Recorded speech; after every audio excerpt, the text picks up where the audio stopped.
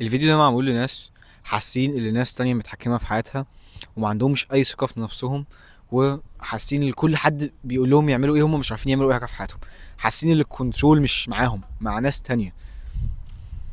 انا الناس تانية وقفتني، اللي هما مش انا يعني، وقفوني عن حاجات كتيرة في حياتي، وقفوني عن انا اشتغل على احلامي بدري اكتر من كده، وقفوني ان انا ابقى عندي ثقة في نفسي او احس باحساس كويس، يعني وقفوني ان انا اخرج من من الكنترول بتاع، وقفوني عن حاجات كتير. الناس وقفتني عن حاجات كتير، خلوني كده ما عنديش ثقة، خلوني ان انا حاسس ان انا مش عارف اتحكم في حياتي. والناس دي كانت ساعات من اهلنا، يعني ساعات يبقوا اهلك كمان. وانا عايز اقول لك ايه الحل للموضوع ده، عشان انا برضو عارف حد بيعدي بموقف صعب، وفيديو ده معمول عشانه. انت لازم تشتغل على نفسك، لازم ان انت اي وقت فاضي عندك تشتغل على نفسك، اي وقت فاضي بجد، اي وقت، اي دقيقة فاضية تشتغل على احلامك. عشان انا فاهم الاحساس الصعب، فاهم اللي انت حد بيقولك تعمل ايه وانت مش لاقي وقت، وانت تعبان، وانت مش قادر، وانت كل مرهق كل يوم، مش عارف تلحق تشتغل على اللي انت عايزه او اللي انت بتحبه، او خايف اللي انت تشتغل عليهم عشان الناس هتفتكر ايه. الخوف، خوف من حاجات كتيرة. عشان انا كنت برضو الناس، انا كنت مثلا ايوه عايز اشتغل على حاجه، بس خايف لما انا اشتغل على الحاجه دي زي اعمل فيديوز مثلا، الناس هتفتكر ايه، الناس في المدرسة هتفتكر ايه، الناس في البيت هتفتكر ايه، الناس عيلتي هتفتكر ايه. كنت خايف جدا، انا كنت انسان بخاف، وعارف ناس كتيرة بتخاف، وانا مش عايزك تخاف. عايز اقولك ازاي يعني تعدي الموقف ده. تعدي الموقف ده ازاي؟ اعرف اللي مفيش حد مهتم. انا جات لي الفكرة دي وانا مثلا امبارح صحيت من النوم كده، وكان الاذان بيدن، وكانت الدنيا ضلمه كده مش عارف ايه. وده طبعا انا بعد المدرسه، عشان انا عمري اصلا ما بنام، باخد ناب وكده، بس انا اليوم ده كنت تعبان جدا فقلت اخد ناب يعني صغير. فصحيت، كنت ببص كده على الشباك، سالت نفسي سؤال صعب شويه. قلت لنفسي هو انا لو مت دلوقتي هيحصل ايه؟ ففكرت في الاجابه، والاجابه كانت ولا حاجه. الايام هتعدي، الناس هتنسى ان انا مت، ومفيش اي حاجه هتحصل، اي حاجه. فده اداني حافز قوي جدا. انا عندي حافز كده كده واشتغل على نفسي، بس ده اداني حافز قوي جدا، لان انا عمري في حياتي ما اوقف حياتي، او مثلا ابطل اعمل حاجه، او اشتغل على نفسي، او احاول احسن من حياتي عشان خاطر حد، عشان خاطر حد مثلا شايف ان انا مش المفروض اعمل كده. عمرها ما هتحصل.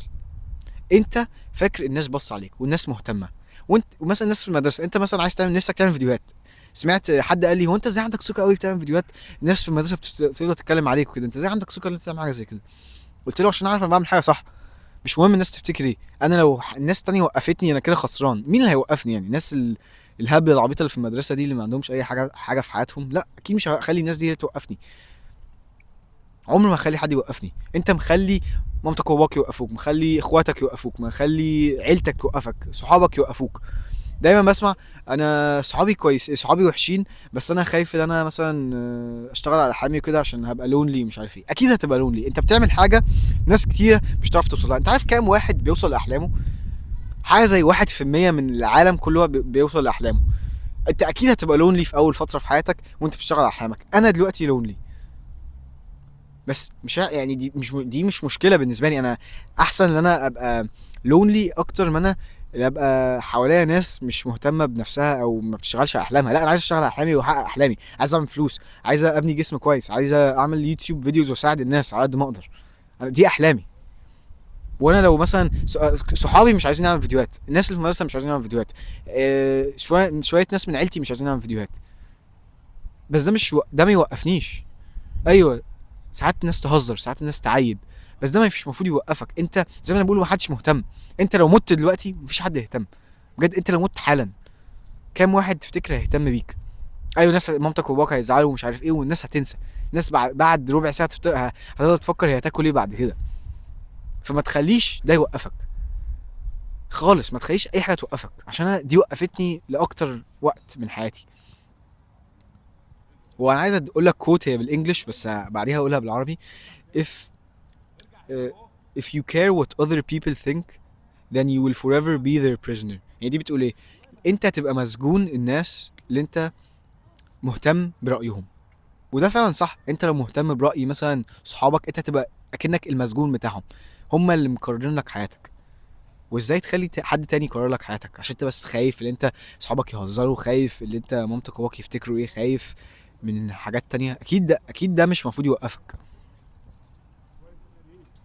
اكيد. في حد كان على السوينج بس كنت بسلم عليه. فما تخليش حد يوقفك، مفيش حاجة تستاهل اللي هي توقفك. ايوه هتبقى خايف، ايوه هتبقى وحش في الاول، ايوه مش تبقى فاهم انت المفروض تعمل ايه، بس اي وقت فاضي عندك اشتغل على احلامك واشتغل على اللي انت عايزه. وبجد حياتك هتتغير، هيبقى عندك ثقة في نفسك اكتر، هتحس باحساس يعني فخر. ايوه هتبقى لونلي، بس احساس الفخر ده هيغطي على كل حاجة. انا بعمل حاجة صح كل يوم، بشتغل على احلامي كل يوم، انا المفروض ابقى فخور من نفسي. وان شاء الله توصل لاهدافك وما تخليش اي حد يوقفك. افتكر الكود دي: if you care what other people think then you will forever be their prisoner.